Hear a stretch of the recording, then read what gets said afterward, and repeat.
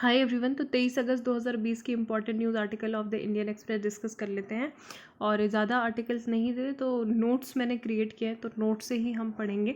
और before starting the discussion please like the video if you like the video and subscribe to our channel and share with your friends. जो भी आपके social media platform है, family group है, वहाँ पे आप share ज़रूर कीजिए वीडियोज़ को as much as you can and press the bell icon. ठीक है, तो बेल आइकन भी आपको प्रेस करना है। So let's discuss without wasting any time. So सबसे पहली जो न्यूज़ है, battle lines drawn from for CWC meeting tomorrow. तो फाइनली कांग्रेस को रियलाइज़ हो गया है कि उनकी जो ये लीडरशिप है ना, उस जो मतलब एक तरह से जो अथॉरिटी है टॉप लेवल की, टॉप टू बॉटम अप्रोच में उनको चेंज करना, रिफॉर्मेशन लाने की ज़रूरत है। तो यहाँ के जो 23 सीनियर कांग्रेस लीडर हैं, they stand up and write to Sonia Gandhi calling for sweeping changes. तो यहाँ पे क्या चेंजेस बोले गए हैं, जैसे कि एक नेशनल कोलेशन होना चाहिए, जैसे वहाँ पे बहुत सारी जो लाइक माइंडेड पार्टीज़ हैं है ना, वो आए। जैसे बहुत सारी पार्टीज़ आए तो वो बीजेपी को मतलब क्या कर सकते हैं, उनका किसी भी चीज़ पे वो अपनी बातें मनवा सकते हैं। Reach out to those who are ex Congress and establish institutional leadership mechanism, है ना, जो भी पार्टी के रिवाइवल के लिए गाइड कर सके। और जो पार्टी के अंतर्गत जो इलेक्शन होते हैं उसके लिए एक इंडिपेंडेंट इलेक्शन अथॉरिटी होनी चाहिए, जो कि इंटरनल पोल्स कैसे कराए, फेयर, फ्री और डेमोक्रेटिक हों। तो यही सब कुछ रिफॉर्म लाने की बात की गई है। एंड देन यहाँ पे जो दूसरी न्यूज़ है वो देख लेते हैं। First time Dawood on a Pak list but denial option open. ठीक है, तो पाकिस्तान ने फाइनली जो जितने भी जो डेजिग्नेटेड यहाँ पे पाकिस्तान की लिस्ट में डेजिग्नेट होते हैं टेररिस्ट, वो क्या होते हैं, they will have no direct access to funds and they not be able to enter और ट्रांजिट थ्रू पाकिस्तान और be able to procure weapons. ठीक है, तो ये चीज़ होती है। पाकिस्तान ने ये कदम क्यों उठाया है स्टेप, क्योंकि उनको FATF की फटकार थी। ठीक है, FATF ने बोला था कि अगर तुम ऐसा नहीं करोगे तो हम क्या कर देंगे, तुम्हें ग्रे लिस्ट से ब्लैक लिस्ट में कर देंगे, है ना। तो FATF के बारे में बता देती हूँ मैं। फाइनेंशियल एक्शन टास्क फोर्स, क्या कब कब इसका फॉर्मेशन हुआ था, 1989 में। ठीक है, 1989 में क्या फाइनेंशियल एक्शन टास्क फोर्स। ठीक है, जो G7 कंट्रीज़ थी ना, G7 कंट्रीज़ का ये एक इनिशिएटिव था। पेरिस में जब ये समिट हुई थी तो वहीं पे इनका फॉर्मेशन भी हुआ था। अब ये स्टार्टिंग में जो था, मनी लॉन्ड्रिंग जो एक्टिविटीज़ होती हैं उनको टैकल करने के लिए था, लेकिन बाद में इसमें टेररिज्म फाइनेंसिंग को भी ऐड किया गया था। ठीक है, टेररिज्म फाइनेंसिंग बाद में 2002 के अराउंड में इसमें ऐड हुआ था। फिर दूसरी चीज़ ये पता होनी चाहिए आपको FATF के बारे में कि इसमें 2 लिस्ट होती हैं। ठीक है, लिस्ट कितने टाइप की होती है, 2 लिस्ट होती हैं। एक होती है इसकी ग्रे लिस्ट और दूसरी होती है इसकी ब्लैक लिस्ट। ठीक है, तो अभी पाकिस्तान जो था ब्लैक लिस्ट की सूची में। ग्रे लिस्ट की सूची में कौन होते हैं, ग्रे लिस्ट की सूची में, है ना, ग्रे लिस्ट में कौन होते हैं, ग्रे लिस्ट में होते हैं जो मतलब क्या होता है, जिन नेशंस को सेफ हेवन बोला जाता है ना, फॉर मेकिंग मनी लॉन्ड्रिंग और टेररिज्म फंडिंग। जो टेररिस्ट फंडिंग कर रहे हो, मनी लॉन्ड्रिंग कर रहे हो, उसके लिए मतलब सेफ हेवन कंट्रीज जो होती हैं उनको इस ग्रे लिस्ट में रखा जाता है। यहाँ पे जो ब्लैक लिस्ट होती है, ब्लैक लिस्ट में कौन होती है, मेन NCCTS, यानी कि नॉन कोऑपरेटिव कंट्रीज और टेरिटरीज, है ना।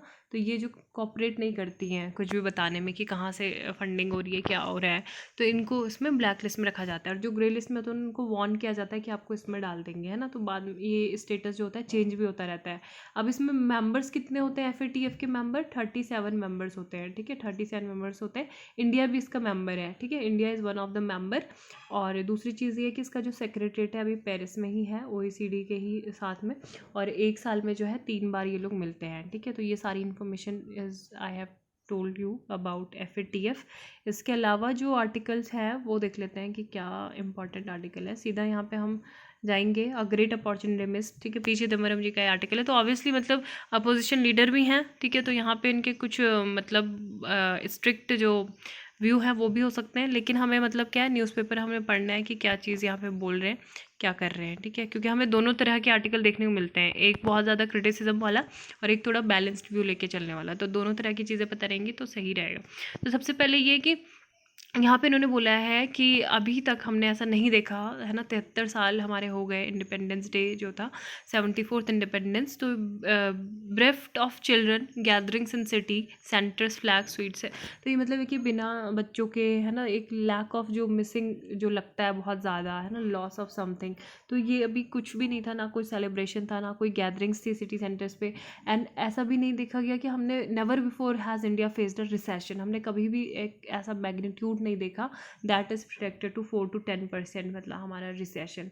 दूसरी चीज़ ये बोली कि हमने कभी भी ऐसे पैंडमिक को नहीं देखा हमारी कंट्री में पूरे, कि मतलब जो क्या करे, लोगों को घरों में रहने के लिए फोर्स कर दे, है ना। पूरा लॉकडाउन में हमने देखा कि सारे मतलब कुछ भी कैसा मतलब कैसी वो सिचुएशन थी, है ना। अब तो काफ़ी ज़्यादा रिज्यूम हो गया। ना ही हमने never before have all our neighbours flex their muscle, ना ही कभी हमारे एक साथ नेपाल ने, पाकिस्तान ने, चाइना ने हमें एक साथ मतलब क्या हो छेड़ा हो, है ना। लेकिन अभी ऐसा हो रहा है कि they are snubbing India in on one manner और अदर, है ना। तो ये चीज़ है। एंड प्राइम मिनिस्टर से अभी ये अपेक्षा की जा रही थी 15 अगस्त 2020 की स्पीच में कि वो थोड़ा स्पीच को शॉर्ट रखते, थोड़ा एक सोबर एड्रेस करते, एक्नॉलेज करते जो भी उनके पास में जो मिस्टेक्स हुई हैं, और आगे ये प्रॉमिस करते कि वो अपोजिशन और जो स्टेट्स है पार्टीज़ हैं उनके कंसल्टेशन से वो चलेंगे। लेकिन ऐसा कुछ भी नहीं था। उनकी जो उन्होंने 90 मिनट तक स्पीच दी और रैपिडली वो बोलते गए, there were no pauses and the pitch was as high as ever. उनके जो एडमायरर्स थे would say as it was a virtuous of performance.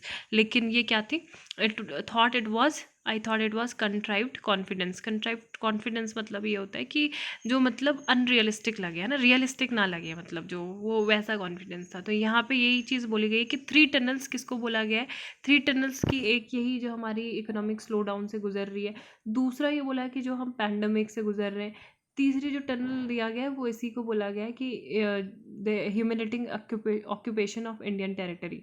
तो यहाँ पे ये है कि मोदी गवर्नमेंट मतलब ये मतलब स्पेसिफिकली तो आई शुडेंट से दिस, बट यहाँ पे पूरा पूरा मतलब पी चिदम्बरम जी बोल रहे हैं कि ये जो है ये सोचते हैं कि पीपल्स की मेमोरीज क्या है, शॉर्ट है, ठीक है, शॉर्ट है, कि वो जल्दी से भूल जाते हैं हमने जो भी प्रोमिसेस 2014 में किए थे कि हम 2016 तक ये कर देंगे, पूरा कर देंगे, जीपीएस जो इनेबल्ड जो ग्राम पंचायत है वो बनाएंगे फाइनेंशियल ईयर 2014-15 में, है ना। लेकिन ऐसा कुछ भी प्रॉमिस जो किया गया था वो नहीं हुआ।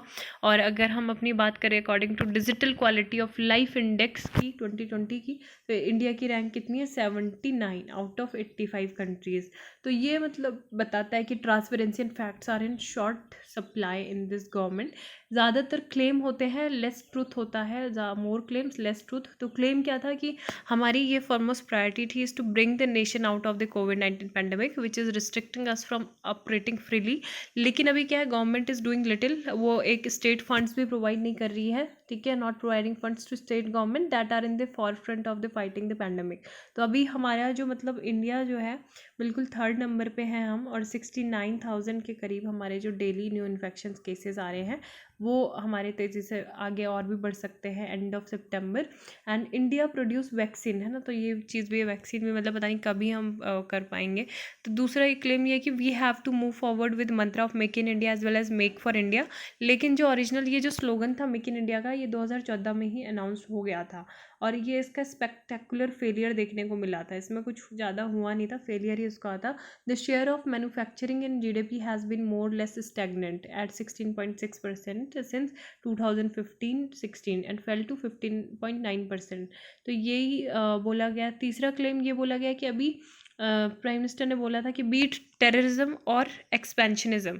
इंडिया इज मतलब एक्सपेंशनिज्म मतलब चाइना, और टेररिज्म मतलब क्या हो गया, पाकिस्तान, ठीक है, एलओसी पाकिस्तान, एलएसी चाइना। तो ये कोई भी हो, India has been challenge, our soldiers have given a fitting response in an language they understand, ठीक है। तो ट्रिब्यूट भी दिया गया था सोल्जर्स को, वो बिल्कुल एंटायरली इट वाज जस्टिफाइड कि वहाँ पे वो गए, बहुत अच्छे से स्पीच दी हमारे, क्योंकि सोल्जर्स को बिल्कुल मोटिवेशन और ऐसे इंस्पिरेशन की ज़रूरत भी थी।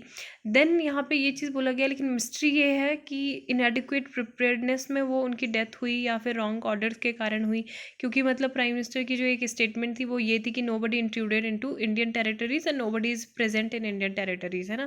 तो ये जो उनकी जो MEAs हैं उनके जो स्पीच थी उससे अलग स्टेटमेंट आ रहे थे दोनों साइड से। और अभी भी जो है Chinese soldiers still occupy Indian territory, चाहे वो गलवान वैली हो, पेंगोंग सो हो, दपसांग हो, है ना, हर जगह ही मतलब उन्होंने किया हुआ है।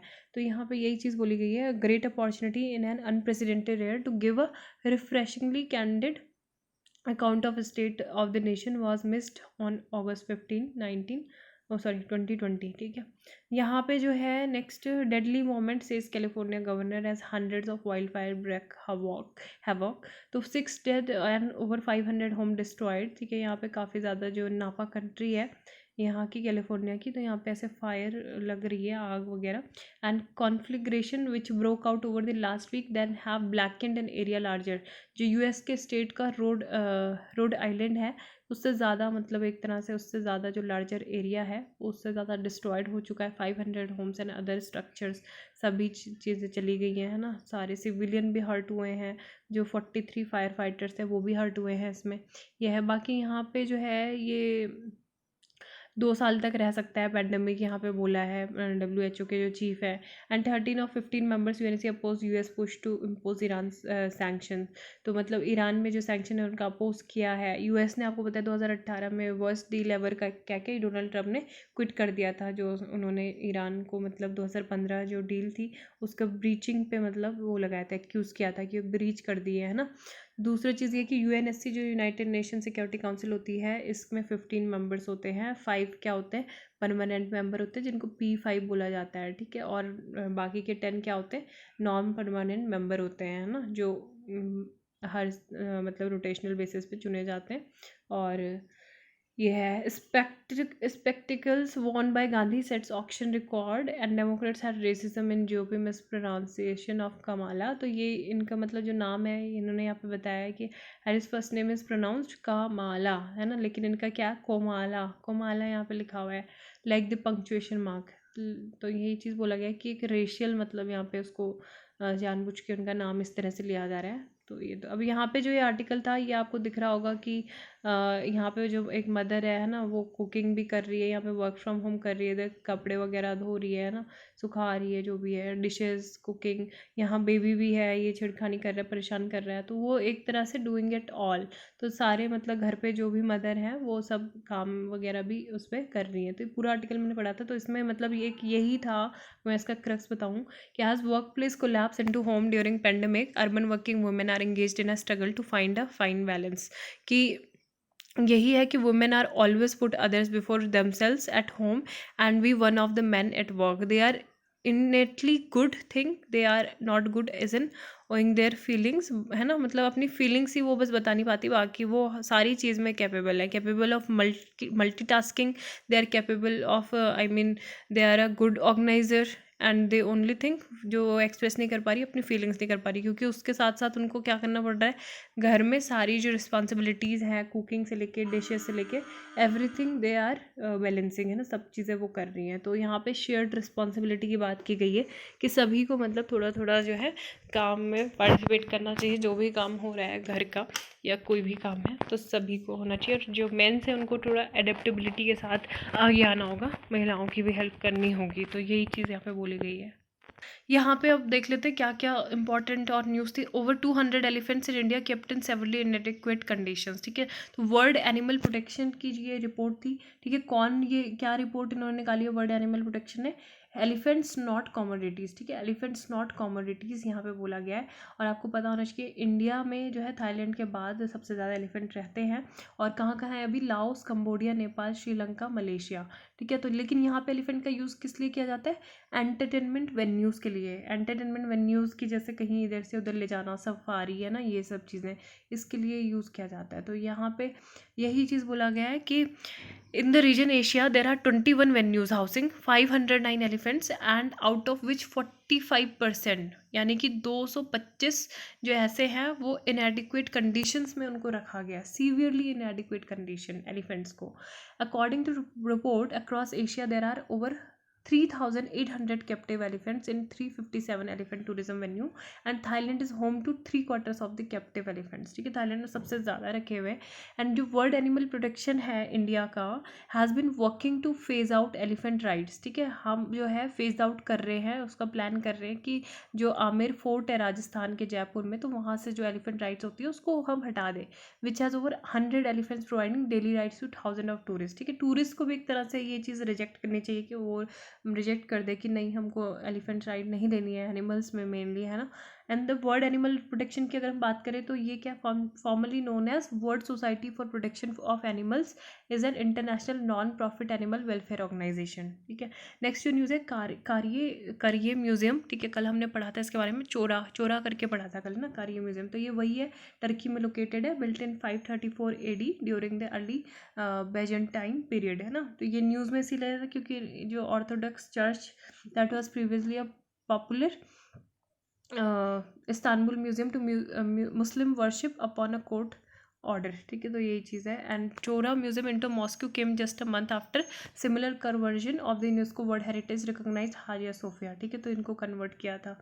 देन हरीपाथ ऐप जो है, हरीपाथ ऐप क्या मोबाइल ऐप लॉन्च की गई है, किसने, NHAI ने, national highway authority of India ने, ठीक है। हरीपाथ ऐप क्या करेगी, जो भी नेशनल हाईवेज के साथ साथ क्या होंगे प्लांटेशन होगा उसको ये मॉनिटर करेगी, और जो भी लोकेशन है, ग्रोथ है, स्पीसीज़ के जो डिटेल्स है, maintenance activities, target achievements of each of the NHI's fields unit, ये सब इसमें होंगे, प्लांटेशन प्रोजेक्ट का ये पार्ट होगी। देन कल हमने पढ़ा था कि इलेक्शन जो राजीव कुमार हैं जो रिटायर्ड IAS हैं, तो उनको क्या बनाया जाएगा, इलेक्शन कमिश्नर बनाया जाएगा। तो हमने अपॉइंटमेंट नहीं देखा, ठीक है। जो आर्टिकल 324 ऑफ द कॉन्स्टिट्यूशन है, तो वो क्या बोलता है कि प्रेसिडेंट क्या करेगा, इलेक्शन कमिश्नर को अपॉइंट करेंगे, ठीक है। इलेक्शन कमीशन ऑफ इंडिया की बात करें तो आर्टिकल 324 प्रोवाइड करता है कि इलेक्शन कमीशन होना चाहिए, और ये अपॉइंटमेंट जो है आर्टिकल 34 के क्लॉज 2 में है, ठीक है, 334 के क्लॉज 2 में है, तो ये चीज़ इंपॉर्टेंट है। बाकी यही कि कंपोजिशन कैसा होता है कि इसमें election commission shall consist, chief election commissioner होते हैं, such number of other election commissioner if any as the president में from time to time fix, ठीक है। बाकी ये सारी चीज़ें हैं कि चीफ इलेक्शन कमिश्नर और इलेक्शन कमिश्नर कैसे अलग होते हैं, क्योंकि उनकी जो पावर होती है वो भी इक्वल होती है। All the matters in the commission decided by the majority of member and the chief election commissioner and the 2 other election commissioner receive equal salary allowances and other benefits. Tenure की अगर हम बात करें तो क्या होता है, वो ऑफिस को होल्ड कर सकते हैं 6 साल के लिए till they attain the age of 65 years whichever earlier. They can resign at any time by addressing their resignation, ठीक है। They can resign any time और can be removed the expiry of their term. और जो chief election commissioner होता है he can be removed from the office in the same manner and same grounds as judge of the Supreme Court, ठीक है, तो ये थी। Then तुम्बी महोत्सव जो है 2020 का, ठीक है, ये first ever state dragon fly festival है केरला का, ठीक है, तुम्बी महोत्सवम 2020। तो जो world wide fund for nature है WWF इंडिया, तो इन्होंने बोला है कि जो स्टेट की यूनिट है they have joint hands with the society for ordonates studies, ठीक है, Thumbe Puram for the festival. तो जिसका जो मैस्कॉट होगा वो क्या होगा, पंटालू, ठीक है, यहाँ पंटालू ये है, तो पंटालू है, ये इसका मैस्कॉट है। एंड जो नेशनल ड्रैगन फ्लाई फेस्टिवल के बारे में अगर हम बात करें तो national dragonfly festival being organised by the world wildlife fund for India, Bombay natural history society of Indian dragonfly society in association with the national biodiversity board, united nation environment programme, और इन सब के द्वारा ये मनाया जाता है, ठीक है। ड्रैगन फ्लाई फेस्टिवल स्टार्टेड 2018 में स्टार्ट हुआ था, और इसमें जो भी ड्रैगन फ्लाइज हैं और उनके जो सिबलिंग्स हैं जिनको बोलते हैं dam flies play in are environment, इनका काफ़ी ज़्यादा मतलब इम्पॉर्टेंट रोल होता है। About the world wildlife fund के बारे में देख लें तो ये क्या इंटरनेशनल नॉन गवर्नमेंटल ऑर्गेनाइजेशन है, 1961 में इसकी स्थापना हुई थी। इसका हेडक्वार्टर ग्लैंड स्विट्ज़रलैंड में है, ठीक है, स्विट्ज़रलैंड ग्लैंड। एंड एम क्या है, wildness preservation and the reduction of human impact of the environment. इनकी कुछ रिपोर्ट्स हैं जैसे लिविंग प्लानट रिपोर्ट है, अर्थ आ रहे हैं ना, डेप्थ फॉर नेचर स्वैप्स, तो ये सारे जो है ये पब्लिश करते हैं। Marine steward council and healthy ground potato, ठीक है। तो आई होप आपको ये वीडियो लेक्चर पसंद आया होगा, और प्लीज़ आप वीडियो को लाइक शेयर करना ना भूलें। And have a nice day, happy Sunday.